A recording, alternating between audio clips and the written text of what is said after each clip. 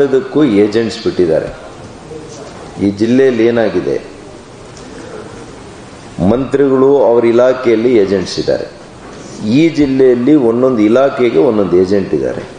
ಅವ್ರ ಸಂಬಂಧದವರು, ಅವ್ರ ಬಾಮೈದಂದರು, ಅವ್ರ ತಮ್ಮಂದರು, ಅವ್ರ ಅಣ್ಣಂದರು, ಎಲ್ಲ ಪ್ರತಿನಿಧಿಗಳು, ಅವ್ರ ಮಕ್ಕಳು.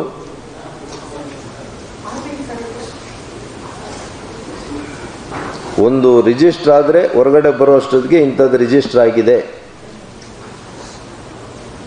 ಒಂದು ಜಮೀನು ಕನ್ವರ್ಷನ್ ಆಗೋ ಅಷ್ಟೊತ್ತಿಗೆ ಕನ್ವರ್ಷನ್ ಹಂಗಾಗ್ತಾ ಇದೆ, ಇದಕ್ಕೆ ಎಷ್ಟು ಫಿಕ್ಸ್ ಮಾಡಬೇಕು, ಇದೆಲ್ಲ ಜಗಜ್ಜಾಹೀರಾಗಿದೆ ರೀ. ಇದೇ ನಾನು ಹೇಳಿದ್ರೆ ಗೊತ್ತಾಗೋದಂತಲ್ಲ. ಪ್ರತಿ ವ್ಯಕ್ತಿಗೆ ಈ ಜಿಲ್ಲೆಯಲ್ಲಿ ಯಾವ ರೀತಿ ಭ್ರಷ್ಟಾಚಾರ ತಾಂಡವಾಡ್ತಾ ಇದೆ. ಗುತ್ತಿಗೆದಾರರು ಈ ಜಿಲ್ಲೆಯವರು ಯಾರು ಮಾಡಕ್ ತಯಾರಿಲ್ಲ. ಈಗ ಈ MLAಗಳಿಗೆ ಕೊಡುವಷ್ಟು ಹಣ ಎಲ್ಲಿಂದ ತರ್ತಾರೆ ಅವ್ರು? ಪಾಪ ಅಷ್ಟು ಹಣ ಅವ್ರ ಹತ್ರ ಕೇಳ್ತಾ ಇದ್ದಾರೆ. ಪರ್ಸೆಂಟೇಜ್ ಎಲ್ಲಿಂದ ತಂದು ಕೊಡ್ತಾರೆ? ಎಲ್ಲದಕ್ಕೂ ಫಿಕ್ಸ್ ಮಾಡಿಬಿಟ್ಟು ಒಬ್ಬ ಅಧಿಕಾರಿ ಈ ಜಿಲ್ಲೆಯಲ್ಲಿ ಬರಬೇಕು ಅಂತಂದ್ರೆ ಅವನು ಎಷ್ಟು ಕೊಟ್ಟಿದ್ದಾನೆ ಅಂತ ಕೇಳಿ.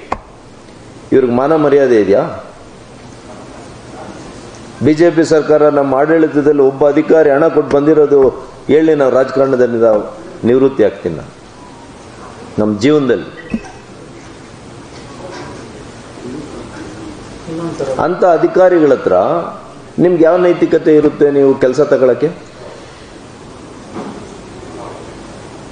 ತಗೊಳಕ್ಕಾಗುತ್ತಾ? ನೀವು ಅಧಿಕಾರಿಗಳ ಹತ್ರ ಕೆಲಸ ತಗೊಳಕ್ಕಾಗುತ್ತಾ? ಪೋಸ್ಟಿಂಗ್ ದುಡ್ಡು, ಪ್ರಮೋಷನ್ ದುಡ್ಡು, ಈ ರೀತಿಯಲ್ಲಿ ಇವರು ಆಡಳಿತ ಮಾಡ್ತಾ ಇದ್ದಾರೆ. ನಮ್ಮ ಸರ್ಕಾರದ ಬಗ್ಗೆ ಮಾತಾಡ್ತಾರೆ. ಸರ್ಕಲ್ ಇನ್ಸ್ಪೆಕ್ಟರ್ ಬರೋದಕ್ಕೆ 50 ಲಕ್ಷ 1 ಕೋಟಿ ಅಂತೆ. ಇನ್ನು ಅವನ ಎಲ್ಲಿಂದ ದುಡ್ಡು ತರೋದು?